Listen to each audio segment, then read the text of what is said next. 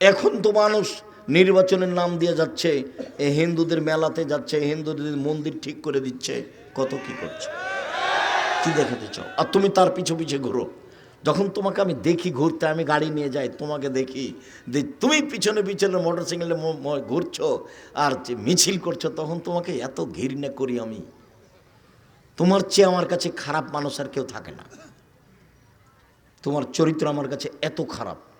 তোমাকে আমি 30 বছর থেকে বলে আসছি, সহজ জীবন, বারবার বলছি, সহজ জীবন, 5 ওয়াক্ত সালাত, হালাল রুজি, কি দিনমজুরি। সহজ জীবন, হালাল রুজি, কি বাদাম বিক্রি। বাদাম বিক্রি করতে হবে কথা আমি বলিনি, কোটি টাকার ব্যবসা করো, দেশের সবচেয়ে বড় ব্যবসায়ী হও। টাকা দিয়ে সরকারকে উঠাতে হবে না, নামাতে হবে না। টাকা ইনকাম করি অসহায় মানুষের পাশে দাঁড়ানোর জন্য। জান্নাত পেতে রাজি নই, জান্নাত কিনতে রাজি। 5 ওয়াক্ত সালাত আদায় করে জান্নাত পাওয়া যায় কিনা যায় না, হজ করে জান্নাত পাওয়া যায় কিনা যায় না। শুনুন, রমজান মাসে রোজা সিয়াম থেকে জান্নাত পাওয়া যায়, জান্নাত কিনা যায় না। অসহায় মানুষকে দান করলে জান্নাত কিনা যায়, দান দিয়ে জান্নাত কিনা যায়। আল্লাহ বলছেন, তোমার টাকার বিনিময়ে আর তোমার জানের বিনিময়ে আমি জান্নাত বিক্রি করে দিলাম। তো টাকাই নাই, তো তুমি জান্নাত কিনবা কিভাবে? আমি বড় ব্যবসা করি, এই জন্য জান্নাত কেনার জন্য আমি জান্নাত পেতে রাজি নই, আমি জান্নাত কিনতে রাজি। ব্যবসা করো। আমি তো নিচে নেমেছি চকলেটের ব্যবসায়। 3, যারা বাদ্যযন্ত্রে লিপ্ত থাকে, তখন যখন বাদ্যযন্ত্র সমাজে বেড়ে যাবে তখন ভূমিকম্প হবে। শুনুন, 3টি পাপের কারণে 3টি বিপদ আছে। 1, ভূমিকম্প হবে। 2, সন্ধ্যা থাকবে মানুষ, সকালে হবে শোর বানর। 2, সন্ধ্যায় থাকবে মানুষ, সকালে হবে শোর বানর। একবার হুবাহু শুক্র হয়ে যাবে, হুবাহু। 3, সমস্যা নেমে আসবে, যেখানে সেখানে মারামারি, মাদ্রাসায় মারামারি, মসজিদে মারামারি, রাস্তাঘাটে মারামারি, কেউ কাউকে মানবে না 3টা পাপের কারণে। সম্মানিত দিনী ভাই বোন, আমি আপনার খুব কাছে থেকে আপনাকে শক্তভাবে বলছি আপনি এই পথ থেকে ফিরে আসুন। শক্তভাবে আপনাকে বলছি, আপনি এই পথ থেকে ফিরে আসুন। আপনি আমার দিনী ভাই, আপনি আমার দিনী বোন, আপনাকে আমি অনুরোধ করে বলছি, আপনি আমার দিনী বোন। আমি আব্দুর রাজ্জাক বিন ইউসুফ এসেছি, আপনি জানলেন, এরপর আপনি চলে গেলেন কেন এভাবে? দেবরের সাথে আসলেন কেন? গল্প করতে করতে চলে গেলেন কেন? আপনার শরম হয় না কেন? মহিলা মানুষ, আপনার হায়া হয় না কেন? আপনার ইতস্তবোধ হয় না কেন? আপনার লজ্জাবোধ হয় না কেন? লজ্জা আপনি বেঁচে খেলেন কেন? লজ্জা আপনি বেঁচে খেলেন কেন? মহিলা মানুষ, আপনি কথা বলেন কি করে এইভাবে? তাহলে কি আপনার বাপ নেই? তাহলে কি আপনার ভাই নেই? সম্মানিত দিনী ভাই বোন, একটু শোনো। সম্মানিত দিনী ভাই, আপনি একটু শোনেন। এই ছেলে শোনো, দেখো 1 মিনিট, বাপ কাকে বলে দেখো তো, দেখো তো বাপ কাকে বলে। এদিকে দেখো। আয়েশা রাদিয়াল্লাহু তাআলা আনহা বলেন, আমরা এক সফর থেকে আসছিলাম, আমার গলায় হার ছিল আমার বড় বোন আসমার। চট করে হারটা হারিয়ে গেল, খুঁজে পায় না। জনগণ আটকা পড়ে গেল, সালাতের নামাজের টাইম হয়ে গেছে, পানি নেই, অজু করতে পারি না, সালাত আদায় করতে পারি না, যেতেও পারি না, হার খুঁজেও পায় না। বড় বিপদে পড়ে গেলাম। প্রায় 1400 মানুষ। ইতিমধ্যে জনগণ আমার আব্বার কাছে গেল, আমার আব্বার কাছে অভিযোগ করলো, আপনি জানেন কি হয়েছে? আপনার মেয়ে হার হারিয়েছে, খুঁজে পাচ্ছি না, যেতেও পারি না। তাই এই কথা শুনে আবু বকর সিদ্দিক আসলেন। আয়েশা রাদিয়াল্লাহু তাআলা আনহা বলেন, আবু বকর সিদ্দিক আমার পাশে এসে আমার কোমরের উপরে এত জোরে মারলেন, ফালাকা জানি লাখ জাতান সাদিদা, খুব জোরে মারলেন। ওই সময় আমার স্বামী আমার উরু রানের উপরে মাথা দিয়ে ঘুমিয়েছিলেন। এক মিনিট, এই ছেলে, ভাইজান আপনি একটু খেয়াল করেন অবস্থাটা। আমাদের দেশের গতিতে, আমাদের গায়বান্ধার গতিতে শ্বশুর যদি ঘরে গিয়ে দেখে যে জামাই মেয়ের উরু রানের ওপরে মাথা দিয়ে ঘুমিয়ে আছে, তো শ্বশুর আগিয়ে যাওয়া তো দূরের কথা, এভাবে ঘুরবে, পাল্টা এভাবে ঘুরবে। কথা বুঝাতে পারিনি মনে হয় বাস্তবতা। মানে শ্বশুর আগিয়ে যাওয়া তো বহু দূরের কথা, দেখলে কি হবে, এইভাবে ফিরে আসবে। তো আয়েশা রাদিয়াল্লাহু তাআলা আনহা বলেন, আমার আব্বা আসলেন তখন আমার স্বামী আমার উরু রানের উপরে মাথা দিয়ে ঘুমিয়েছিলেন। তিনি এত জোরে মারলেন যে মারের কারণে আমি দূরে সরে যেতাম, কিন্তু আমি নিজেকে শক্ত করে ধরে রেখেছি যাতে করে আমার স্বামীর ঘুম না ভাঙে। এবার বলি, সবচেয়ে বড় মানুষে মারলেন, বলেন তো কে মারলেন? আবু বকর সিদ্দিক রাদিয়াল্লাহু তাআলা মারলেন। আপনি মনে রাখবেন, আদম থেকে নিয়ে কিয়ামত পর্যন্ত নবী রাসূল ব্যতীত যত মানুষ এসেছে, আছে, আসবে, সবার চেয়ে দামি মানুষ হলেন আবু বকর সিদ্দিক রাদিয়াল্লাহু তাআলা। কে ব্যতীত? নবী রাসূল ব্যতীত পৃথিবীতে সবচেয়ে দামি মানুষ কে? আবু বকর সিদ্দিক রাদিয়াল্লাহু তাআলা। ইনি মারলেন।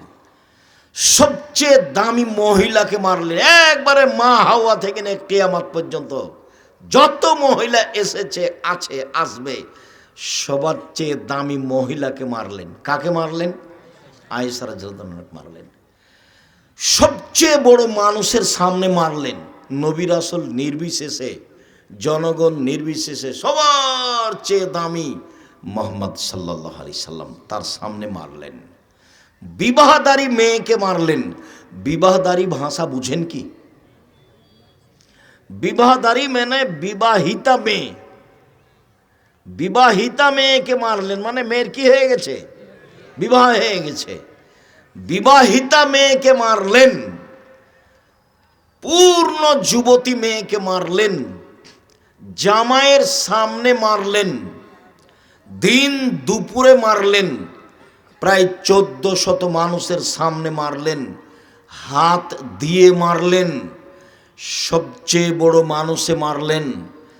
সবচেয়ে বড় মহিলাকে মারলেন। সবচেয়ে বড় মানুষের সামনে মারলেন। বিবাহিতা মেয়েকে মারলেন। পূর্ণ যুবতী মেয়েকে মারলেন। জামাইয়ের সামনে মারলেন। দিন দুপুরে মারলেন। 1400 মানুষের সামনে মারলেন। হাত দিয়ে মারলেন। বুখারী মুসলিম। পৃথিবীর সবচেয়ে বড় মানুষে মারলেন। পৃথিবীর সবচেয়ে বড় মহিলাকে মারলেন। পৃথিবীর সবচেয়ে বড় মানুষের সামনে মারলেন। বিবাহিতা মেয়েকে মারলেন। পূর্ণ যুবতী মেয়েকে মারলেন।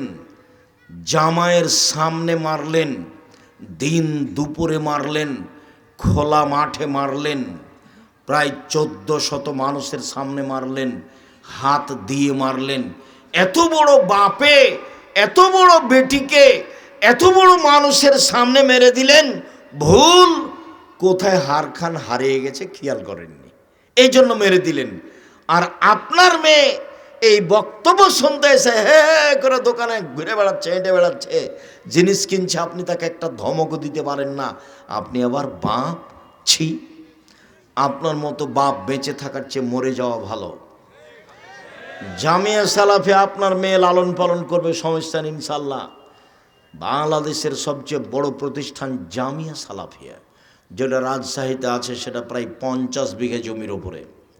যেটা রূপগঞ্জ ঢাকায় রয়েছে, সেটা প্রায় 100 বিঘা জমির ওপরে। প্রায় 5000 ছেলে মেয়ে পড়াশোনা করে। প্রায় 300 জন শিক্ষক শিক্ষিকা রয়েছেন, যাতে প্রতি মাসে 40 লক্ষ টাকা বেতন লাগে।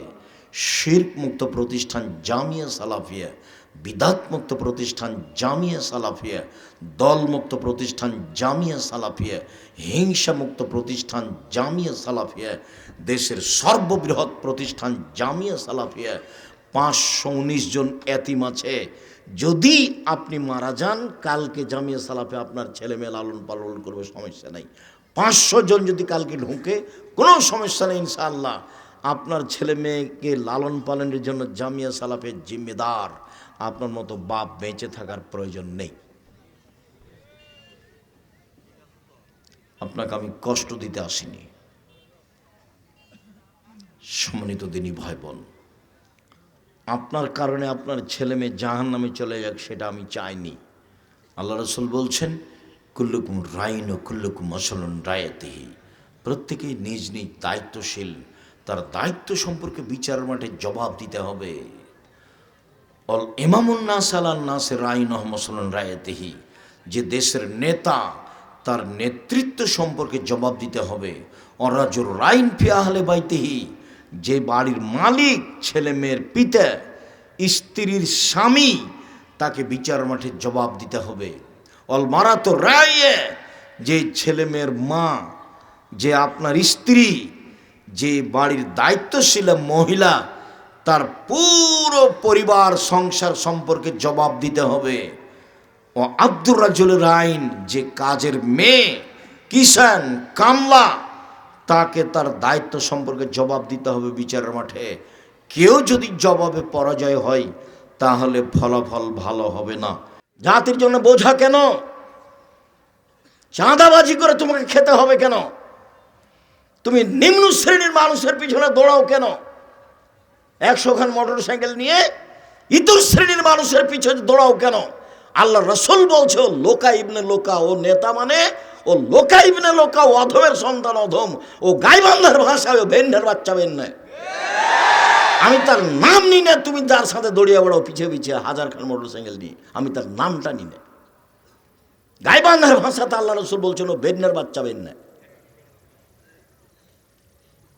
আর ওই চাঁপাইনবাবগঞ্জের ভাষাতে আল্লাহ নবী বলছেন, হলো ছোট লোকের বাচ্চা, ছোট লোক। ওর পিছনে আমি ঘুরবো মানে? আমি মানুষের বাড়িতে কাজ করে খাই, সারাদিন কাজ করে বিকালে 500 টাকা পাই, বাস 5 ওয়াক্ত সালাত আদায় করে ঘুমিয়ে যায়, এই তো আমার কাজ। ওর পিছনে আমি ঘুরবো কেন? আমি তো ওভাবে ঘুরি না। আমি তো দোকানের সামনে বসতে বলিনি। আমি বলেছি দোকানে গিয়ে বলতে হবে, আসসালামু আলাইকুম, লবণ আছে? জি আছে, 1 কেজি লবণ দেন। মরিচ আছে? কাঁচা মরিচ? জি আছে, 200 মরিচ দেন। বাস টাকা দেওয়া হয়েছে, আসসালামু আলাইকুম। আর তুমি যদি আমাকে বলো, তা আমি এ যাবৎ জীবনে কোনোদিন চায়ের স্টলে বসিনি, জীবনে কোনোদিন। তো বেঁচে আছি তো? কই বেঁচে নেই, মরে গেছি? আমার মা যখন আমাকে বাড়ি থেকে বিদায় করতো পড়ার সময়তে, তখন বলতো 4টে কথা। 1, দোকানে বসিও না। 2, প্রাইভেট পড়ায়ও না। 3, বন্ধুতালি করো না।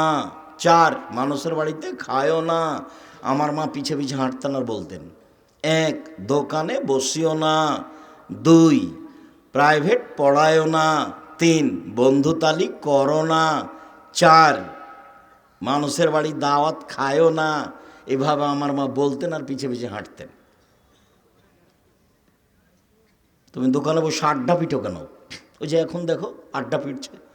আজকে এখানে প্রোগ্রাম, তুমি দোকানে বসে আছো কেন? ওই যে তোমার বোন আসলো, হ্যাঁ করে আসলো, আবার চলে গেল কেন? আমি জবাব দেব? আমি কেন দেবো? তুমি দাও, তোমার বাপ দেখ, তোমার মা দেখ। আমি তো এমনি বলিনি তোমার মা নয়, এটা তোমার খালা। আমি ওটা এমনি বলিনি, ওটা তোমার বাপ নয়, ওটা তোমার চাচা। ও তোমাকে ধ্বংস করেছে, তোমার বোনকে ধ্বংস করেছে। তোমার বোনের নখটা বড়, জবাব আমি দিব। ইহুদি খ্রিস্টানদের পতিতালয়ের মেয়েদের নখ বড়। ইহুদি খ্রিস্টানদের পতিতালয়ের মেয়েদের নখ বড়। তোমার বোনের নখে নেইল পালিশ আছে। ইহুদি খ্রিস্টানদের পতিতালয়ের মেয়েদের নখে নেইল পালিশ থাকে। ইহুদি খ্রিস্টানদের পতিতালয়ের মেয়েদের নখে নেইল পালিশ থাকে। তোমার বোনের নখে নেইল পালিশ আছে, জবাব আমি দিব। তোমার বোনের কপালে টিপ আছে। হিন্দু মেয়েকে বিবাহ করার 10টা পদ্ধতি আছে, তার একটা পদ্ধতির নাম রাক্ষসী বিবাহ। মেয়ের বাপ বিবাহ দিবে না, ছেলেটা বিবাহ করবে। যদি কপালে টিপ দিতে পারে তাহলে বিবাহ হয়ে গেছে। এর নাম রাক্ষসী বিবাহ। সেই হিন্দুদের টিপ তোমার বোনের কপালে কেন? কে জবাব দিবে? আল্লাহর নবী বলছেন, যে ভুরু তুলে চিকন করে তার উপরে অভিশাপ, যে পরচুলা ব্যবহার করে তার উপরে অভিশাপ, যে শরীরে উল্কি করে নেয় ট্যাটু, সে তার উপরে অভিশাপ। যে পরচুলা ব্যবহার করে তার উপরে অভিশাপ।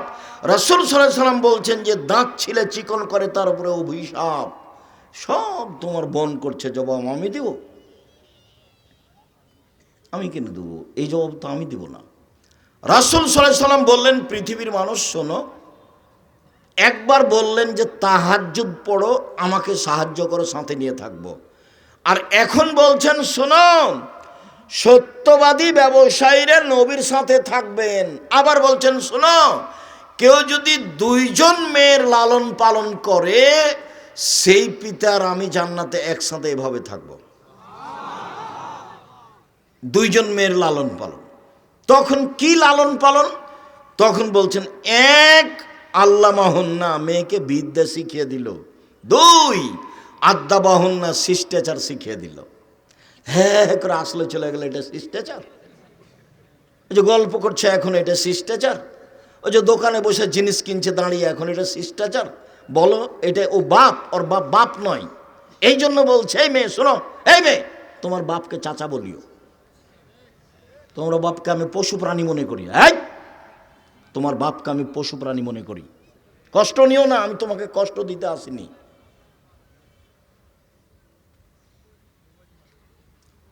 তোমার বাপ আমার দিনী ভাই, তোমার মা আমার দিনী বোন, গায়েবান্ধা আমার শ্বশুর বাড়ি এলাকা, আত্মীয়তার অভাব নেই। কাজেই আমি কষ্ট দিতে আসিনি, আমি দুঃখিত। আপনার ছেলে মেয়ের জবাব আমি দিব না আপনি দিবেন? এটার কি উত্তর আপনার কাছে আছে? ছেলে মেয়ে জাতির জন্য বোঝা হলো কেন? মেয়ে এমন হলো কেন? কে জবাব দিবে? মা দিবে, ওর বাপ দিবে। আল্লাহ নবী বলছেন যে ওই বাপ আমার সাথে জান্নাতে থাকবে। কে? এক, মেয়েকে বিদ্যা শিখিয়ে দিল।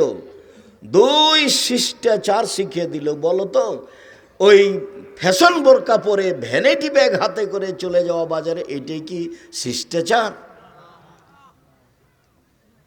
কি দোলা ভাইয়ের সাথে এসেছে, আর এটা তো গায়েবান্ধা, আপনারা এসে একটু কম বদনাম করিয়েন। আচ্ছা ঠিক আছে, কমই করছি। জামাই এসেছে, তো শাশুড়ি বলছে যুবতী মেয়েকে, তোর দুলা ভাইকে চা দিয়াই, পানি দিয়াই, পান দিয়াই, খাবার দিয়াই। তো একটা তো বিবাহ সূত্র দিয়েছেন, আর একটা এমনি ফাও দিলেন কেন? এটা তো কোলে করে নিয়ে বসে আছে। আপনি শ্বশুর, এটা চোখে পড়ে না? আপনি শাশুড়ি, এটা চোখে পড়ে না? কেন পড়ে না এটা চোখে? জামাই বাড়িতে এসেছে, খাবার দিবেন আপনি, ভাত দিবেন আপনি, পানি দিবেন আপনি, সব কিছু করবেন আপনি। তো আপনি আপনার মেয়েকে পাঠালেন কেন? কেন পাঠালেন? এর জবাব আমাকে দিতে হবে না তোমার বাপ দিবে? দেও, বলো দেখি। তোমার বাপ তো একটা মেয়ে বিবাহ সূত্রে দিয়েছে, আর একটা ফাও দিল কেন? তুমি এখন বলো যে একে বাপ বলবে না, একে চাচা বলবা। বাপ তো মানে জিম্মেদার। এক, মেয়েকে বিদ্যা শিখিয়ে দিল। দুই, মেয়েকে শিষ্টাচার শিখিয়ে দিল। তিন, মেয়ের বিবাহ শাদী দিয়ে দিল। চার, মেয়ের সাথে ভালো আচরণ করলো। ওই বাপ আর আমি মুহাম্মদ সাল্লাল্লাহু আলাইহি ওয়াসাল্লাম জান্নাতে একসাথে এভাবে থাকবো। দুঃখিত সম্মানিত দিনী ভাই বোন, কি করতে পারি? অবস্থা দেখলে খুব কষ্ট হয়, চাল চলন দেখলে খুব কষ্ট হয়। সব জিম্মেদারি বাপ মায়ের ওপরে চাপানো হয়েছে। কিছু কিছু হাদিস একটানা বাপের উপরে, কিছু কিছু হাদিস একটানা মায়ের উপরে, কিছু কিছু হাদিস বাপ মা উভয়ের উপরে। দুইজনকে পাশাপাশি আল্লাহ রাসূল রেখেছেন। একবার বলছেন যে কুল্লু মাউলুদিন ইউলাদ আলাল ফিতরা, প্রত্যেকটা ছেলে মেয়ে ইসলামী ধারণ ক্ষমতা নিয়ে জন্মগ্রহণ করে। প্রত্যেকটা মেয়ে ইসলামী পোশাক পরতে পারবে, এই ক্ষমতা তার ভিতরে আছে। প্রত্যেকটা ছেলে দাড়ি ছেড়ে দিতে পারবে, এই ক্ষমতা তার ভিতরে আছে। প্রত্যেকটা ছেলে প্যান্টটা টাকনোর উপরে রাখতে পারবে, এই ক্ষমতা তার ভিতরে আছে। কিন্তু টাকনোর নিচে রাখলো কেন? দাড়ি চাঁচলো কেন? নগ্ন ল্যাংটা পোশাক মেয়েটা পরলো কেন? তখন আল্লাহ রসুল বলছেন যে ওর বাপ মা ওকে পড়িয়েছে, আমি কি করতে পারি? একবারে হুবাহু আল্লাহ রসুল বলছেন ফাবুহ ইউহা বেদানিহি, তার বাপ মা তাকে ইহুদি করেছে, অয়ুনসরানিহি, তার বাপ মা তাকে খ্রিস্টান করেছে, ইমাজ্জেসানিহি, তার বাপ মা তাকে আগুন পূজক করেছে। বাপ মা যেভাবে ছেলে মেয়েকে গড়ে তুলেছে, ছেলে মেয়ে সেভাবে গড়ে উঠেছে। এই হাদিসের সারমর্ম কথা বলা আছে চাঁপাইনবাবগঞ্জের ভাষায়, সঙ্গদোষে লোহা ভাসে। লোহা তো পানিতে ছেড়ে দিলে ভাসবে, কাঠের সাথে লাগালে ভাসবে। কাঠের সাথে লাগিয়ে দেন লোহা, এবার লোহা কি হবে? ভাসবে।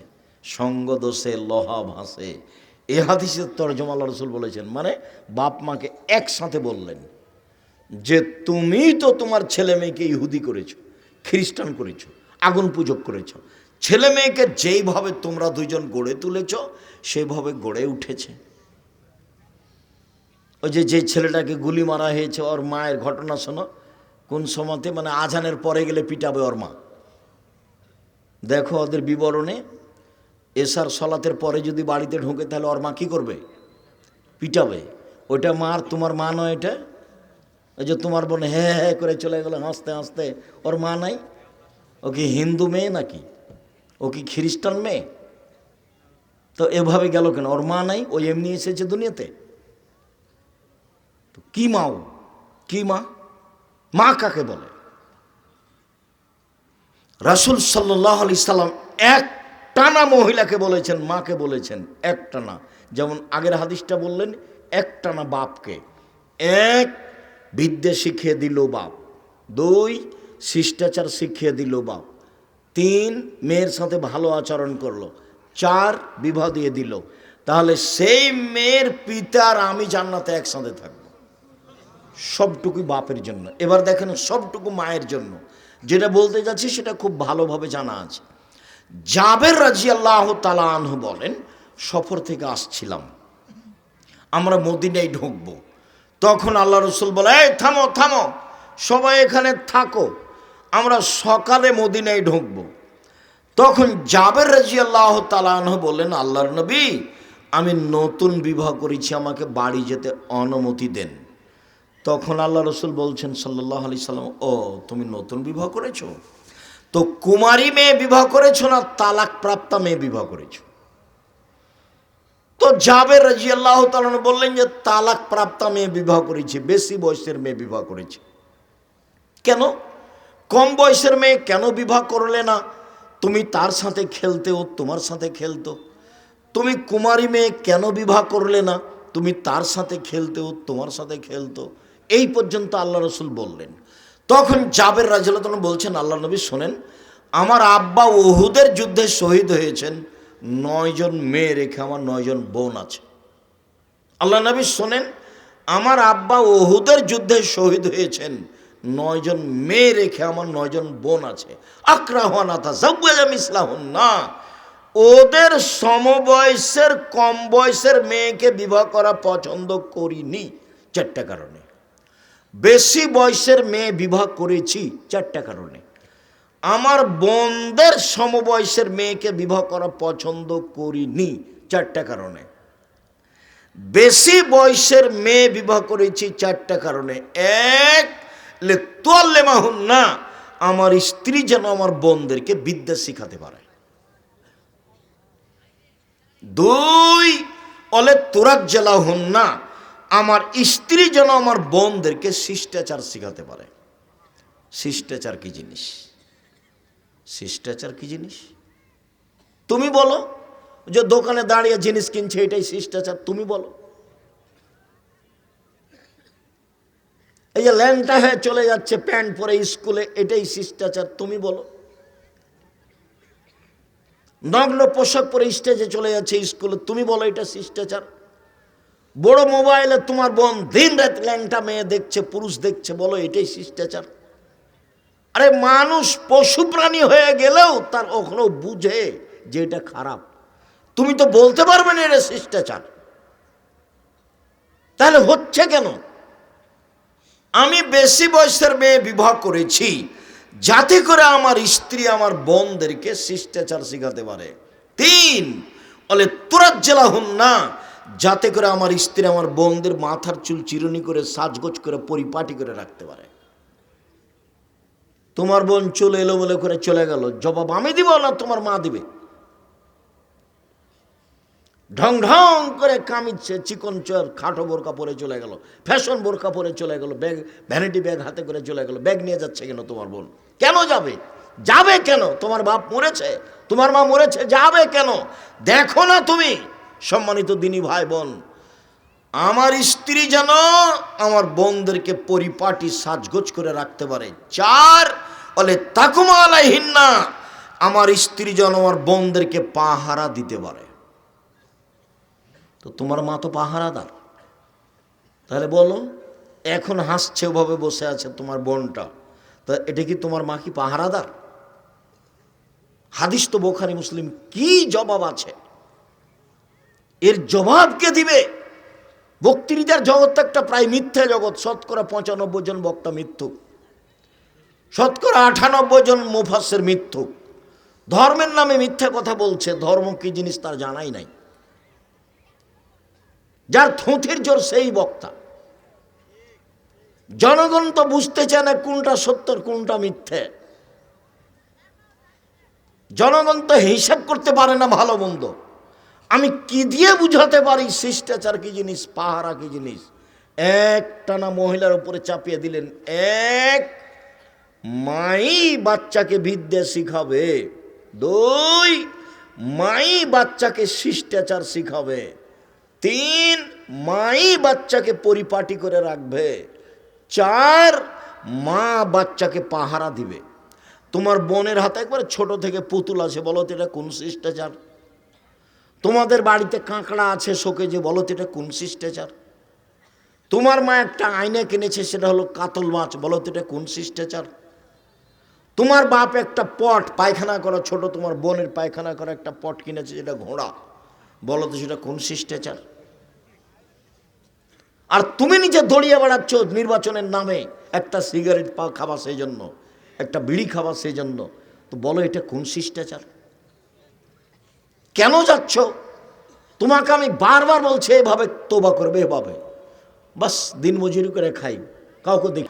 সম্মানিত দিনী ভাই বোন, আমি আলোচনা সদাচরণ করতে চেয়েছিলাম, কেন যেন আপনার অবস্থা দেখে আমি একটু পরিবেশ আঁচ করে আপনার সামনে কথাগুলি বললাম। জামিয়া সালাফিয়ার একটি শাখা প্রতিষ্ঠান সালাফিয়া রহমানিয়া মাদ্রাসা, ছেলেমেয়েরা যা কিছু পেশ করলো তাতে আমরা খুশি হয়েছি বলে আমরা মনে করি। মর্মে এসব প্রতিষ্ঠান দেশে গড়ে উঠুক, এই প্রতিষ্ঠানের জন্য সার্বিক সুবিধাই থাকতে হবে, ছেলে মেয়ে পাঠাতে হবে। এসব প্রতিষ্ঠান 10-এর সহযোগিতায় চলে, ব্যক্তিগত সহযোগিতায় চলে না, সরকারিভাবে চলে না। জামিয়া সালাফিয়া সরকারি অনুদানে চলে না, জামিয়া সালাফিয়া কোনো ব্যক্তি দিয়ে চলে না, জামিয়া সালাফিয়া কোনো ভিত্তশালী দিয়ে চলে না, জামিয়া সালাফিয়ার রসিদ বহি বাহিরে ব্যবহার হয় না। সকল দিনই ভাই বোনকে পরিবারের উপর শক্ত হওয়ার জন্য অনুরোধ জানিয়ে, 5 ওয়াক্ত সালাত আদায় করার জন্য অনুরোধ জানিয়ে, জামিয়া সালাফিয়াতে ভর্তির তারিখ হলো 1 জানুয়ারি। ডিসেম্বরে ফর্ম চলছে, ভর্তির তারিখ হলো 1 জানুয়ারি। এটাও এই দিনই হতে পারে, এখানেও ভর্তি ওই 1 জানুয়ারি। জামিয়া সালাফিয়া ভর্তির তারিখ 1 জানুয়ারি। আমার সকল দিনই ভাই বোনকে 5 ওয়াক্ত সালাত আদায় করার অনুরোধ জানিয়ে, হালাল রুজি উপার্জনের অনুরোধ জানিয়ে, সেটা তো আগে বলনি, এখন তো সেই তো যাওয়ার সময়তে ছেলেরা আছে দাঁড়িয়ে, অবশ্যই 10 টাকা হলেও সহযোগিতা করে যাবেন। আগে আমি বুঝতে পারলে ছেলেদেরকে ভিতরে আসতে বলতাম, তো এখন কিছুটা পরিবেশ এলোমেলো হয়েছে, একটু থামেন, ছেলেরা আসুক, ওদের একটা প্রতিষ্ঠান। বসেন আপনারা, একটু বসেন 2 মিনিট। জি, এই ছেলে বসো, 2 মিনিট বসো। জি, তোমরা ছেলেরা যাও।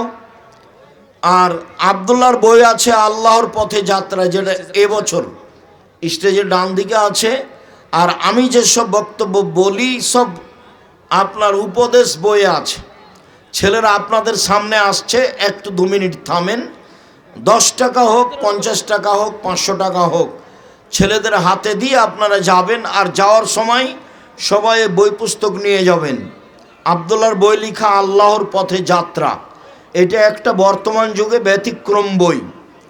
আর 1000 ফতোয়ার বই আছে, যেটা আমাদের সম্পাদনায় আছে। একটা বইয়ে 1000, প্রায় 1000 ফতোয়া আছে।